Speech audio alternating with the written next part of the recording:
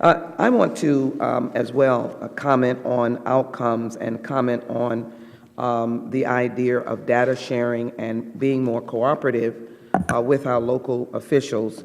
I think, Madam Chair, we can find common ground. I have understood in briefings, and I indicated I would use this terminology, that securing the border is not simplistic. I think it's a moving process. We, in fact, see different topography. We see moments when one area is secure and others are not as secure. We note that there are cities such as San Diego and El Paso along the border that count themselves having had great improvement, and one might use the terminology operational control, primarily because there are border stations there. We know that there are 1,993 miles of border, 651 miles of fencing, and one might make the argument that the unfenced area is less secure. I would argue against that. One of the things that we need to ensure that we allow the Border Patrol to do is to advise us of how they believe using the right resources they can effectuate a secure border. But it is always moving. One of the issues that I think should be prominent in this is what we have done, such as in 2004, as a member of this committee working with Senator Kerry, we provided the answer to the original request by the Border Patrol, and that is equipment. That was a year that we presented all the helicopters, all of the Jeeps, all of the laptops, all of the night goggles, all the enhanced equipment. But we know that those kinds of resources are not the only answer to border security. What I would like to see is to match your outcomes with the use of new technology. But at the same time, as we move forward on technology and having the Border Patrol respond in a very short order of strategies that would give them what they feel is ongoing operational control, should be the moving forward on comprehensive immigration reform.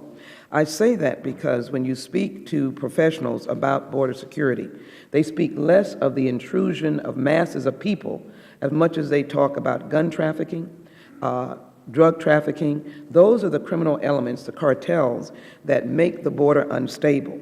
And so I would also almost suggest that if you have regular order with immigration reform, comprehensive immigration reform, you then give a process of people being able to enter the country so that it gives more of a latitude for the resources that the border patrol individuals would have to be able to work on something we could rename, may not call it operational control, but enhanced border security and ongoing border security.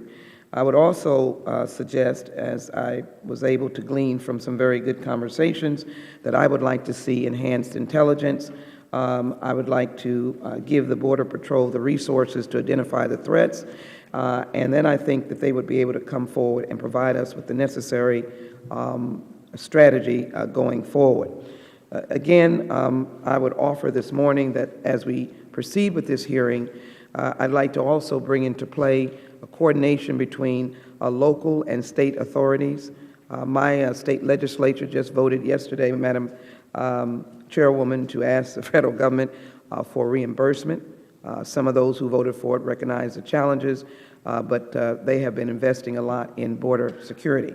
So my point would be, as I conclude, is one, I'd like to see a coordination between DEA, and I say that enhanced coordination. I want to thank them for the work already done, ATF, FBI, Border Patrol, certainly local and state, and around that, the Border Patrol takes the lead on one, defining what an ongoing operational control, if we don't want to use that terminology, a high level of border security throughout our expanded area, including the northern border, including the southern border, and again, to recognize that comprehensive immigration reform, and let me also note the very fine work of the Coast Guard in a very unique border effort that goes deep out beyond our borders and the waterways, really being the first line of defense for security. But finally, allowing the comprehensive immigration reform to parallel this effort of this committee,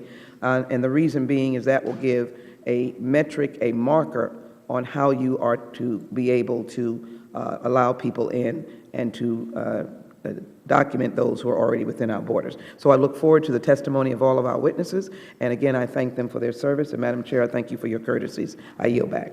Thank